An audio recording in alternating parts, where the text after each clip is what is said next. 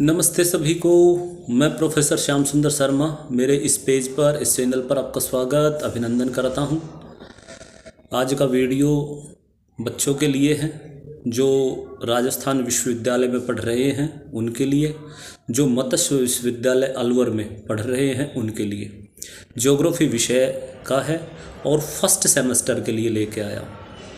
बच्चों, जो पहला जो सेमेस्टर है उसमें ज्योग्राफी का जो पेपर है उसका नाम है फिजिकल ज्योग्राफी, जिसे भौतिक भूगोल कहते हैं। और भौतिक भूगोल का जो पार्ट डिवाइडेशन हुआ है उस पार्ट डिवाइडेशन में आपको पता है 40 नंबर के हमारे एमसीक्यू होंगे।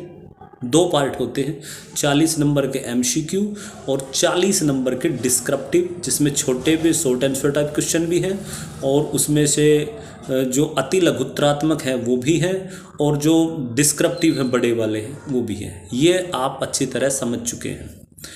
हम इस वीडियो के माध्यम से आपको यही कहना चाहते हैं कि पिछले पेपर आप उठा के देखो, टोपोग्राफी से संबंधित प्रश्न बहुत ज़्यादा पूछे गए हैं। अब टोपोग्राफी होती क्या है?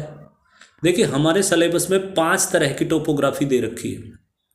टोपोग्राफी को कहते हैं हिंदी में स्थलाकृतियाँ, जैसे कास्ट प्रदेश में बनने वाली स्थलाकृतियाँ, जैसे बहते हुए जल की स्थलाकृतियाँ, जैसे हिमानी की स्थलाकृतियाँ, जैसे मरुस्थल में या वायु से बनने वाली स्थलाकृतियाँ। ये सभी जो स्थलाकृतियाँ हैं ये इनसे संबंधित एमसीक्यू आपके आएंगे और बहुत ज़्यादा प्रश्न पूछे गए। अब आप तैयार कैसे करें? देखो, टोपोग्राफी जो है स्थलाकृति है वो 2 भागों में बटी है।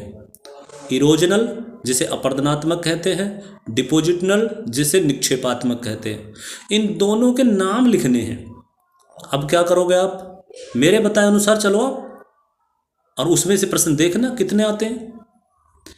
आप एक चार्ट लाओ, जो मार्केट में बुक सेलर के यहाँ पे 10 रुपये का या 5 रुपये का जो चार्ट मिलता है, और उस चार्ट के ऊपर एक ही चार्ट पे आ जाएंगी। अपने पेन से ऊपर लिखो कास्ट टोपोग्राफीज, या जो हिंदी वाले हैं कास्ट प्रदेश की स्थलाकृतियाँ, और उसके 2 भाग बना लो।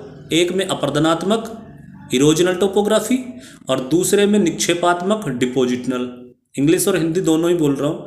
और उनके जो नाम हैं वो एक एक के नाम उनके नीचे लिख लो। जैसे मान लो अपर्दनात्मक 10 थे और निक्षेपात्मक 12 हो गए, तो एक टोपोग्राफी कास्ट वाली तैयार होगी। उसी के साथ में हिमानी लिख लो, उसी के साथ में वायु वाली लिख लो, उसी के साथ बहते जल के लिए लिख लो। ये 4-5 स्थलाकृति आप लिख लो और इनको एक एक को बारीकी से पढ़ जाओ। आप मानो